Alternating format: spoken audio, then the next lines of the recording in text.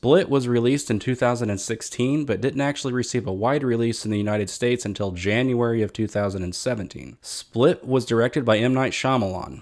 Now, when you think about M. Night Shyamalan, two things may come to mind. Number one is The Sixth Sense, and number two is a descent into crappy movie territory.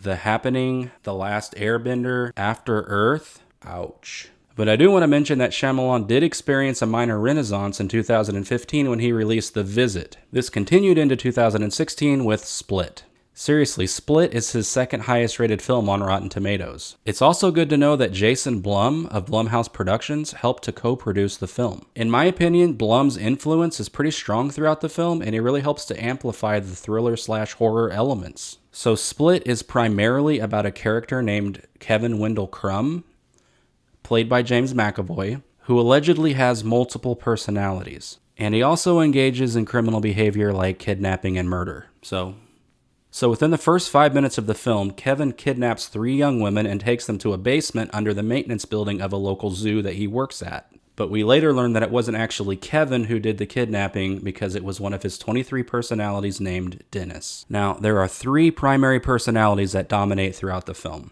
Dennis, Patricia, Hedwig. Dennis is a calculating loner with OCD and taboo sexual interests. Patricia is a regal woman who is articulate and appears to be well educated. Hedwig is a 9-year-old boy who is playful and easily manipulated. Manipulated by who? Well, by at least 2 of the other personalities, and by the abducted girls who try to use him to help them escape. It doesn't work. Another of Kevin's personalities is named Barry. Barry is a flamboyant artist with a strong interest in fashion, but you don't really have much exposure to him or any of the other personalities throughout the film, with the exception of the Beast, the 24th personality, who manifests and dominates the screen towards the end of the film. Seriously, 2 of the other personalities, Jade and Orwell, only get a few seconds of screen time, and it's only when one of the abducted girls discovers video files of them on Kevin's computer screen. And Kevin himself only manifests a single time in the film, and it's over an hour and a half in. Now, another dominating presence in the film is Dr. Fletcher, Kevin's therapist. It's necessary to talk about Dr. Fletcher because a great deal of what you learn about Kevin's condition actually comes from her.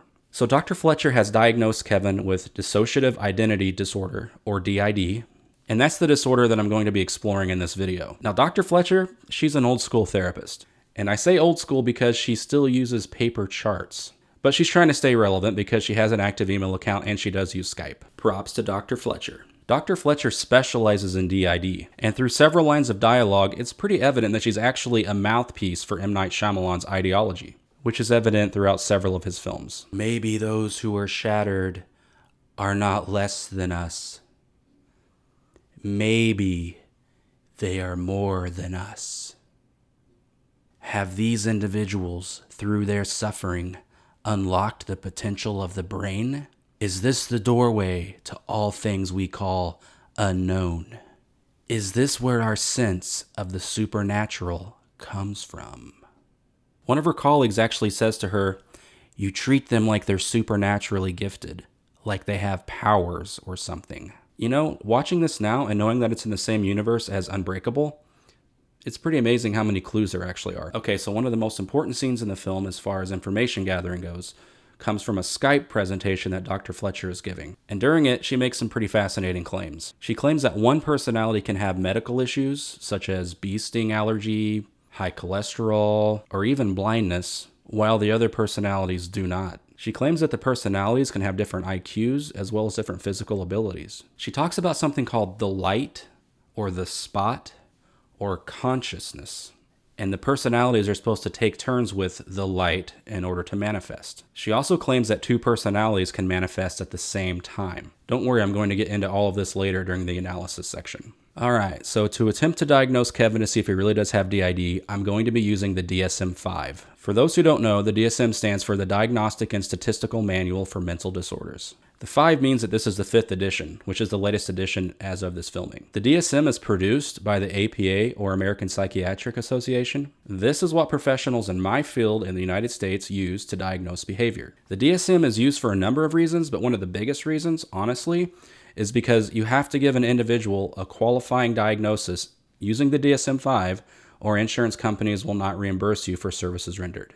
But that's another discussion for another time. So, does Kevin meet criteria for DID? Now, there are 5 criteria required to be diagnosed with DID, and the first 2 qualifiers are what really hone in on what makes dissociative identity disorder. The last 3 are kind of standard ones that you'll see used frequently throughout the DSM-5. Basically, you are experiencing significant disruption in some area of life functioning. Your symptoms are not part of a larger cultural or religious practice, and your symptoms are not better explained by a substance use disorder or by pre-existing medical conditions. The second qualifier, criterion B, refers to dissociative amnesia. And to quote the DSM-5, this is described as recurrent gaps in the recall of everyday events, important personal information, and/or traumatic events that are inconsistent with ordinary forgetting. Now, we also have criterion A, which is the bread and butter of the diagnosis. And I'm also going to quote the DSM-5 here. The disruption of identity characterized by 2 or more distinct personality states, which may be described in some cultures as an experience of possession. The disruption in identity involves marked discontinuity in sense of self and sense of agency, accompanied by related alterations in affect, behavior, consciousness, memory, perception, cognition, and/or sensory motor functioning. These signs and symptoms may be observed by others or may be reported by the individual. So, does Kevin meet criterion A? Well, Kevin allegedly has 23 different personalities and actually manifests a 24th personality during the course of the film. Although I will say that when the credits roll, James McAvoy is only credited with having played 8 different characters. Dennis, Patricia, Hedwig, the Beast, Kevin Crumb, Barry, Orwell, and Jade. 8. Or 8. Now, like I mentioned earlier, we actually only see Kevin Wendell Crumb himself manifest a single time in the film, and it's towards the very end. But Kevin does convey a sense of discontinuity and sense of agency during that scene. His shifts into different personality states are believed by him, his therapist, and by other characters in the film, such as the 3 girls that he abducts. So I would say that Kevin does meet criterion A. Now, criterion B. Again, we only see Kevin's baseline personality present a single time in the film, but during that scene, he does seem to display amnesia. So I would say that Kevin meets criterion B. So how about criteria C, D, and E? So considering that Kevin did obtain a job, but then engaged in criminal behavior that would likely result in termination and/or jail time, I would say that this could be perceived as significant life disruption as a result of his mental disorder.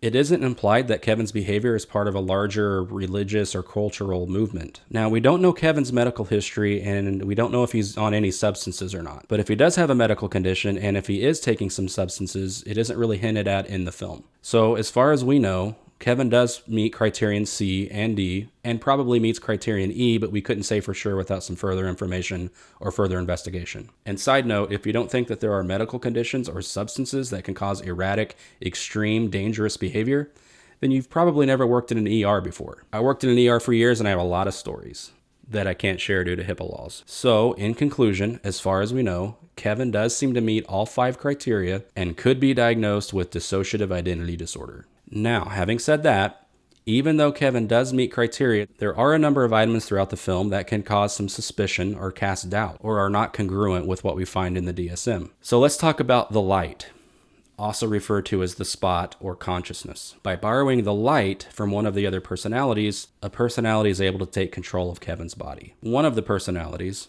the 9-year-old boy named Hedwig, claims to have an exclusive ability to steal the light at any time that he chooses, effectively allowing him to have exclusive control privileges. Now, this is not congruent with the DSM. There is no mention of the light or the spot. The shifting of the personalities, according to the DSM, is not voluntary, and it often causes a great deal of distress. Next, it's described that the personalities are all sitting in a room waiting to take control of the light. Apparently, Barry used to be the dominant personality, but Hedwig's unique ability to take control of the light at any time was noticed by Patricia and Dennis, who decided that they could essentially maintain control at all times if they were to manipulate Hedwig. So you've got 3 of the personalities in league against the others. Now, these 3 personalities in particular believe in a hidden 24th personality called the Beast, which they intend to summon via a sacred ritual. And there are also scenes where the personalities appear to be manifesting simultaneously and having conversations amongst themselves. Okay, none of that is supported by the DSM. According to the DSM, the personalities don't know about one another. There is no mention of them being able to converse in a room in your mind at any time. The DSM even mentions that it may be difficult to spot some symptoms that could be comorbid with the DID, such as suicide risk, because one of the personalities may feel suicidal, but the others don't, and they're unaware that the one personality does feel suicidal. And this leads to another problem. So it's shown in the film that one of the personalities, Barry, has set up ongoing weekly outpatient visits with Dr. Fletcher. So this means that Barry has been allowed to take the light on a weekly basis so that he can go and meet with his therapist.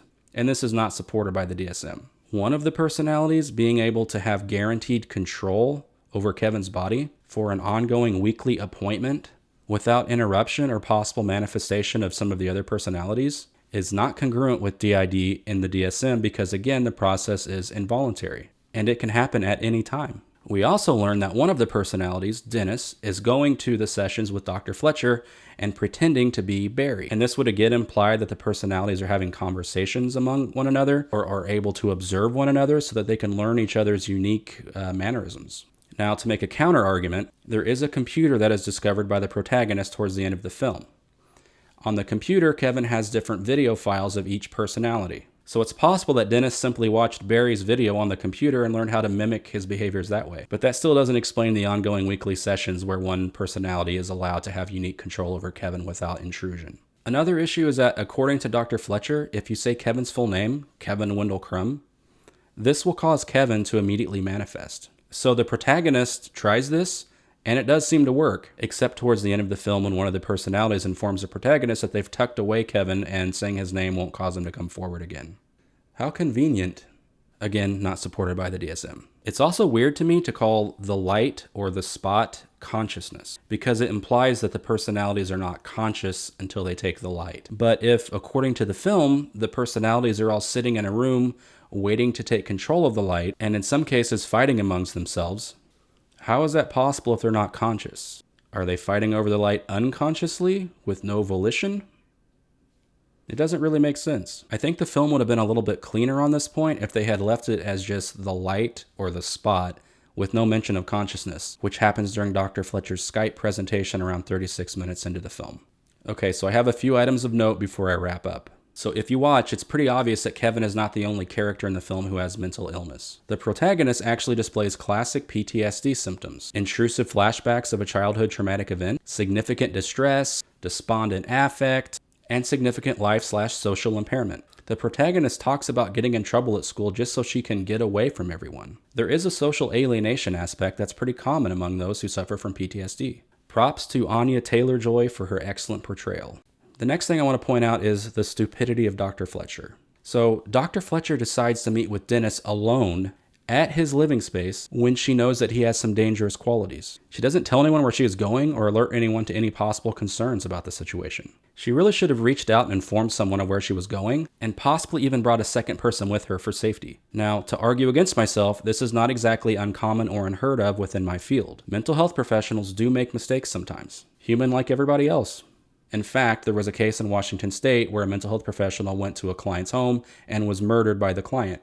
This led to legislation under RCW 7105 that allows mental health workers to ask for a second staff to come with them for safety reasons without facing any sort of negative repercussions from their employers. So it's not uncommon, but as someone who's worked in this field for years, I would be remiss if I didn't point out the safety concerns that actually led to Dr. Fletcher's death. Okay, so earlier in the film, Dr. Fletcher makes some incredible claims about those who have DID and some interesting feats that they're able to accomplish. So I did some fact checking, and I found that at least one of the cases that Dr. Fletcher is referencing does seem to be a real case, and it does seem to have some validity to it. I'm talking about the blind person who learned to see again while in a different personality state. There are multiple articles you can find about this online. You can even look directly at the researcher's findings if you want, but I'm going to be referencing a Washington Post article about it. So apparently there was an individual, a middle-aged woman, and she was blind for over a decade. She developed DID, and one of her personalities, a teenage boy, developed sight. Through therapy, some of her other personalities also learned to see, but others did not. So the claim is that an individual with brain damage causing loss of sight may be able to heal their brain if they have DID and then see again. Now, this is a pretty important point. Researchers now believe that the patient didn't lose the ability to see due to brain damage. They actually think that the loss of sight was caused by a psychological problem, but it's still a pretty impressive case regardless. Dr. Fletcher also references brain scans that help to prove DID, and the DSM does actually mention some abnormalities in certain regions of the brain among those who have DID. And so I should also mention that DID is pretty controversial within my field. There are plenty of articles about this if you want to learn more, but I wanted to actually give props to the film for referencing this. You see, Dr. Fletcher's colleagues are skeptical of her. One of them suggests to her that perhaps her patients are suffering from a mood disorder or something, but not DID. And they think that some of her findings are sort of bogus. And there's also a news report playing on a TV in the background towards the last scene of the film, where the newscaster says that the condition is controversial. Well done. But despite the controversy, as you've seen, it is actually an accepted diagnosis within the DSM. So according to the APA, at least as far as our current understanding of psychology goes, it is real and it is accepted. It doesn't mean that it couldn't change in the future. I think it's also important to point out James McAvoy's nuanced performance. So he presents with confusion. He asks the protagonist what's happening when he does manifest towards the end of the film. He seems to have amnesia. He says, quote, "I swear I was on a bus. I don't remember anything after that. It's still September 18th, 2014, right?" He seems distraught. He had a traumatic childhood experience where his mother abused him, which is very common amongst those who have this disorder. He is ashamed of his condition, and he's suicidal. The DSM states that those who have this condition have a 70% chance of attempting suicide. Compared to the general population, that's huge. So those are all hallmark descriptors of DID. And in my opinion, James McAvoy knocks it out of the park. I'm going to quote the DSM again. "Attitudes, outlooks, and personal preferences, i.e. food, activities, dress, may suddenly shift and then shift back. Individuals may report that their bodies feel different, i.e. like a small child, like the opposite gender, and or huge and muscular," unquote. The DSM also gives pretty rich descriptions of dissociative amnesia and dissociative fugue, both of which are portrayed pretty well by James McAvoy. Okay, so my last point here. It's hard to talk about Split without also talking about the backlash that this film received from the mental health community. People were pissed. We just love to get outraged over things in this country. So in this case, is it warranted? Well, I don't really think so, and here's why. First, this is a work of fiction. It's not real. And second, in this fictional universe created by M. Night Shyamalan, where Bruce Willis and James McAvoy have superhuman abilities, as you saw earlier in this video, Kevin does actually meet criteria for genuine DID. And yes, the mentally ill are often portrayed as criminals in pop culture and in film. And yes, that's a pretty unfair stereotype because, statistically speaking, most people who suffer from mental disorders are actually much more likely to be victims of violence than to perpetrate it. But on the other hand, it's also important to keep in mind that having a mental illness, be it developmental delay or psychosis or mood disorder or so on, does not mean that someone with a mental illness can't perform a criminal act and then be found guilty. It is possible to be mentally ill and to commit murder and to be found guilty for that and to be punished for it. So is the movie far-fetched? Absolutely. It's M. Night Shyamalan after all. The guy makes movies that blur the lines between reality and schlock. He likes the unknown, and he likes to challenge conventional wisdom. It's just his thing.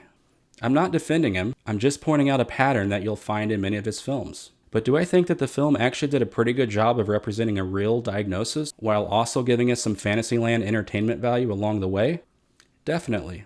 I mean, do you really think that someone climbing up walls, bending bars with their bare hands that are intended to hold zoo animals, being stabbed with a knife that your rhinoceros-like skin shatters, and then being shot twice at medium to close range with a shotgun, only to find that the bullets didn't go through? Do you really think that that stuff is supposed to be representative of genuine DID, and therefore applicable to everyone in the general public who has the disorder?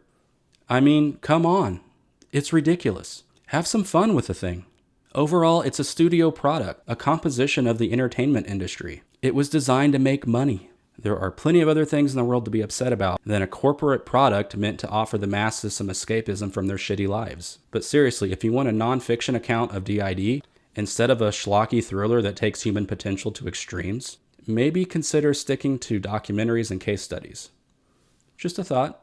Anyway, that does it for this episode. If you enjoyed this video and found it informative, please like and subscribe to my channel. Are there other films that you would like me to analyze? Let me know in the comments below, and I'll see you next time on Psychocinology.